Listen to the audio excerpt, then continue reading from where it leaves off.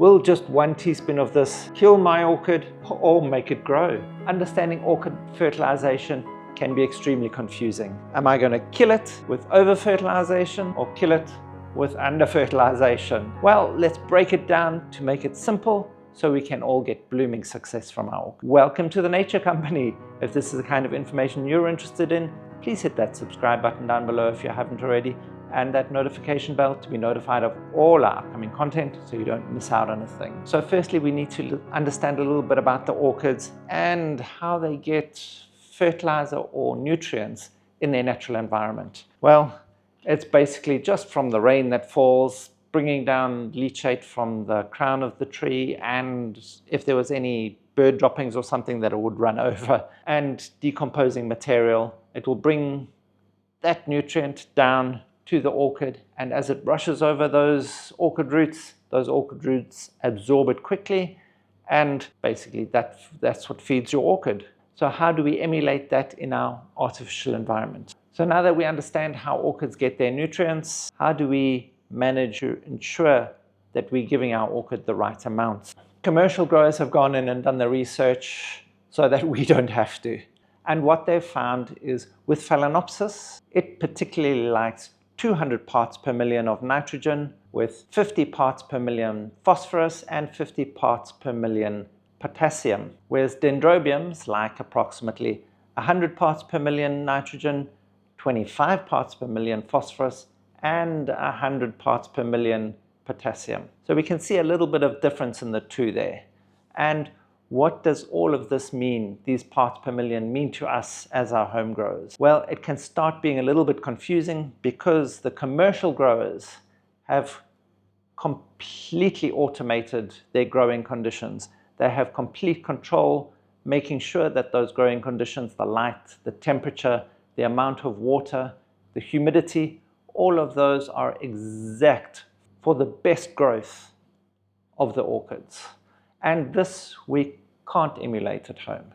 So what does this mean for us? How do we get these mixes to our orchids? Or are they the right mixes for our orchids? We'll get to that in a second. Let's just look at what it means for our bloom boosters. Those orchid fertilizers that are high in phosphorus, that are supposed to promote blooms and get your orchid blooming beautifully at certain seasons. With that scientific research that they have done on those orchids, they have found that that nitrogen content is the maximum that the plant will grow, and its flowering and growth has more to do with the amount of nitrogen those plants get than any of those other two factors.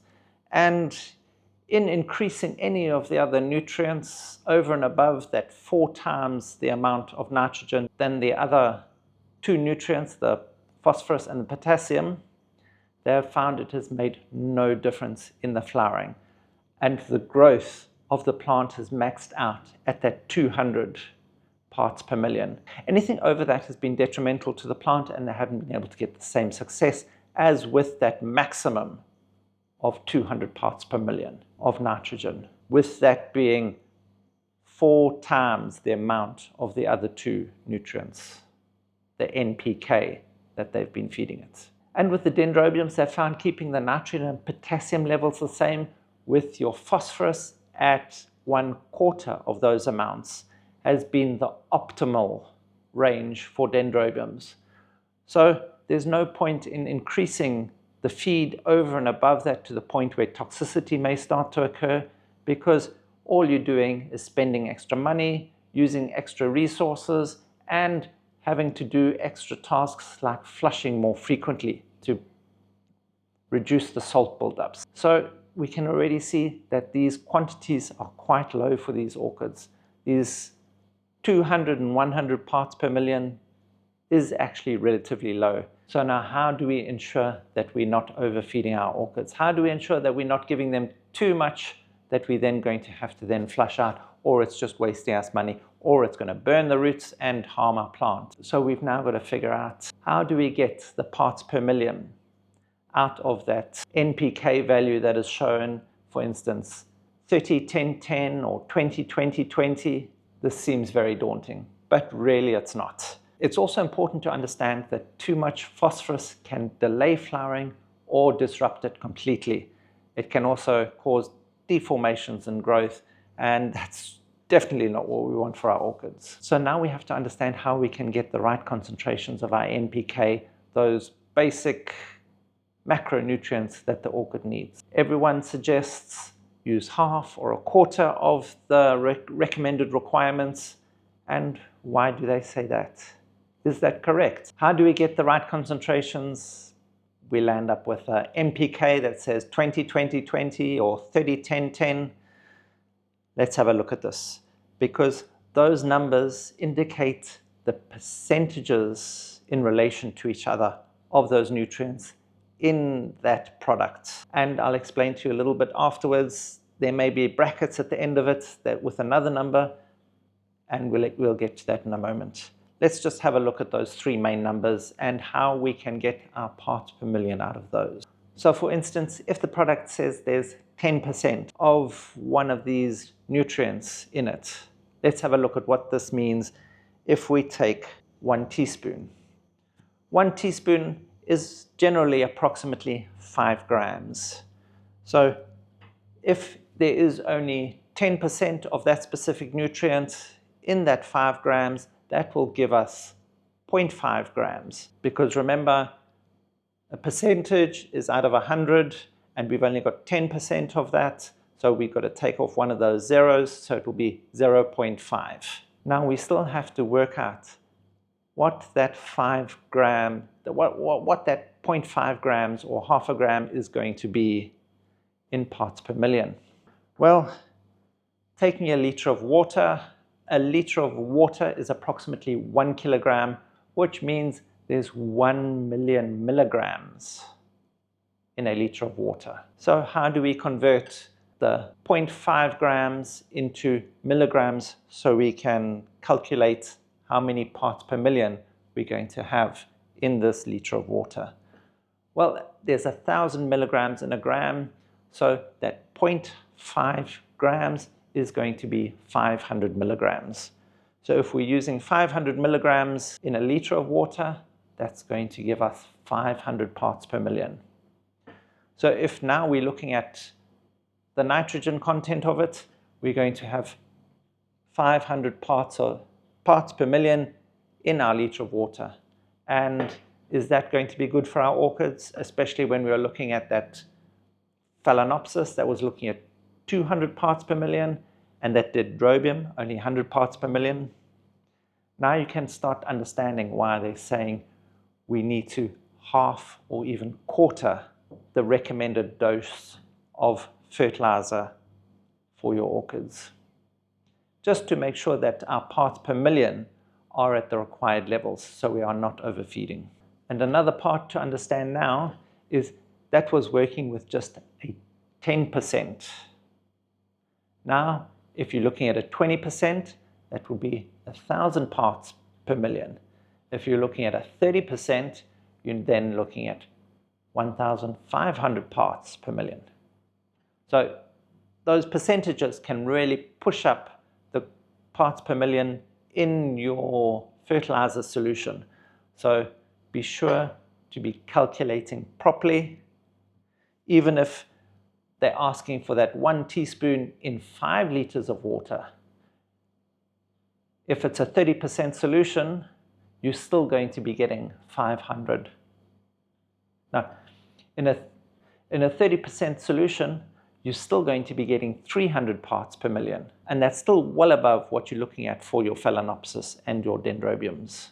And when we're considering all of this, we need to consider again back to how our orchids are fed out in the wild. If we're looking at what's available in the rain, generally rain has got 0.275 milligrams per liter of nitrogen dissolved in it.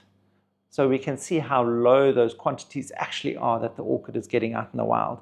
Yes, there will be the leachate from the crown of the tree and from any other debris which is hanging around that is washed down to the orchid, but we can still see that those parts per million are going to be incredibly low.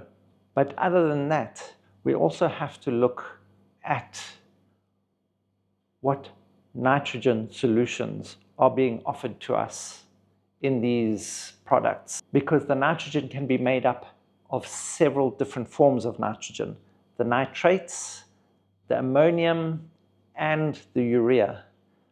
We know a lot of orchid growers say never put urea on your orchids. It can be extremely detrimental to them, etc., etc., etc. But studies have been undertaken and found out orchids can absorb urea directly. We'll get into that, but just remember, don't use urea only, because urea and ammonium only in high concentrations can be detrimental to your plant. So when looking at the types of nitrogen found in your product, you want to look for one that has a maximum of 75% nitrates and a minimum of 25% ammonium and urea.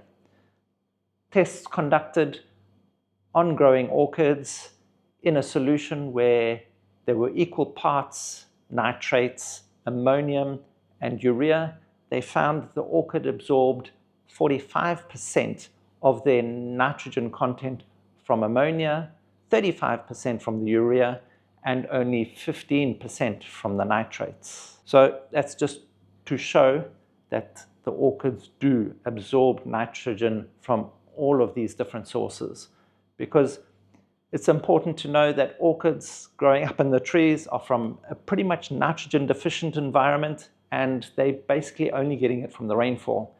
And in the rainfall, you get all three forms of nitrogen. You get nitrates, ammonium, and urea. Approximately 10% of the nitrogen in rainfall is urea. So you understand the orchid needs to be able to absorb as much nitrogen as possible, so it's actually adapted to absorb all three forms. And the research shows urease is an enzyme in those orchid roots that help break down that urea into a form of nitrogen that the plant itself can then use. We now understand how to turn our NPK into parts per million and what sort of nitrogen we're looking for in our fertilizers. So now to throw that curveball at you, a lot of those NPK values in organic fertilizers, as well as some of those chemical fertilizers, have a number in brackets at the back end of it. So this has 15 as the number at the back. What does that 15 mean? So 15 indicates the percentage of the total volume of the product that the nutrients make up. So this means these nutrients in this product are at very low quantities already. So now you can see how it's less likely you're going to be overfeeding with organic fertilizers. To get your parts per million here, 15 goes into 100, 6.66 times or so. To get your parts per million out of this, you're going to have to divide. You divide the milligrams that I showed you how to work out earlier by 6.66 to give you your parts per million for that. So with it indicating that it's only 15% of the 100% solution, indicates that it's 6.66 times less concentrate than if it didn't have this number behind it, because then it would be indicating that those nutrients were 100% of that product. We can see how much less concentrated those organic fertilizers can be.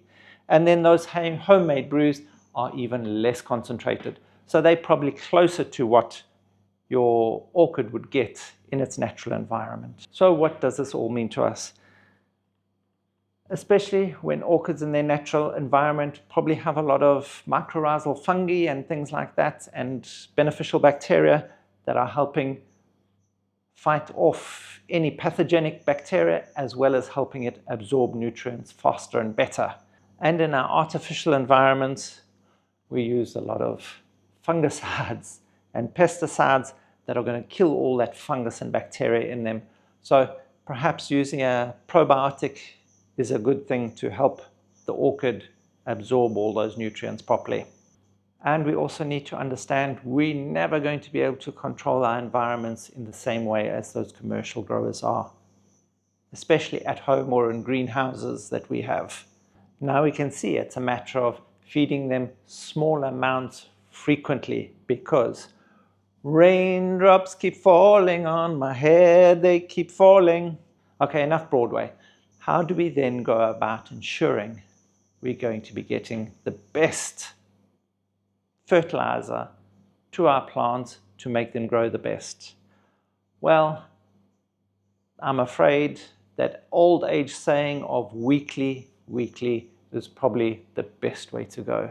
We need a one-size-fits-all solution to feeding our orchids, and going around, especially if you have large orchid collections, separating out different amounts of fertilizer for different orchids is going to be extremely time-consuming and can get quite confusing, and then you don't also want to be mistakenly spraying the wrong solutions on the wrong plants, causing all sorts of troubles.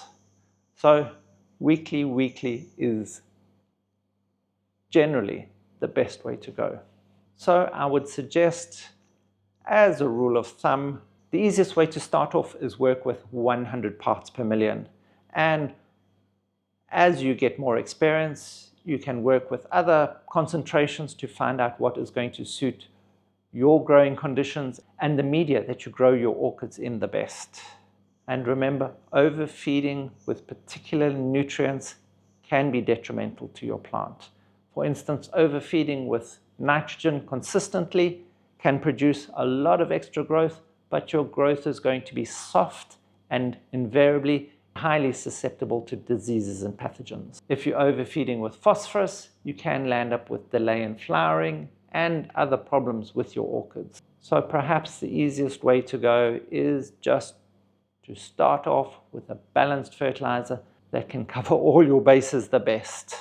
Personally, I go with organic fertilizers, and then with an addition of some of those home brews, especially when I have some deficiencies forming, or I'm a bit worried about certain orchids, or I just feel everything needs a general boost. I find it's easier for me to maintain without having to flush too frequently.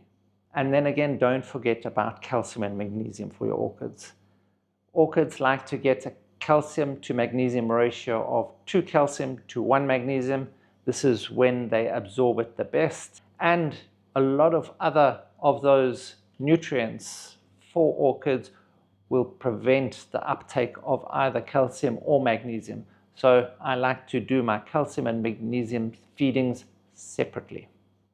But it's not always necessary to do it this way, especially if you've got hard water, which has a high level of dissolved particles, and generally a lot of that will be calcium and magnesium. Also, if you're constantly feeding it with a balanced fertilizer that has CalMag added to it, you'll probably be okay, but I just like to do it separately to ensure that I don't get any of those deficiencies, or if I do start getting them, then I know I can treat quickly with an added boost. We will make a chart for you on how to mix up these different NPK values to get the right part per million in the Buy Me a Coffee link down below. Ed puts up a lot of information down there all the time with regards to a lot of orchid related content. And don't be shy, sign up, become a member, and get access to all of that members only content as well. And thank you for watching. If you found any of this information helpful, please hit that like button, hit that subscribe button down below, and that notification bell, bing bong, to be notified of all our upcoming content so you don't miss out on a thing. Help us grow as we help your orchids grow.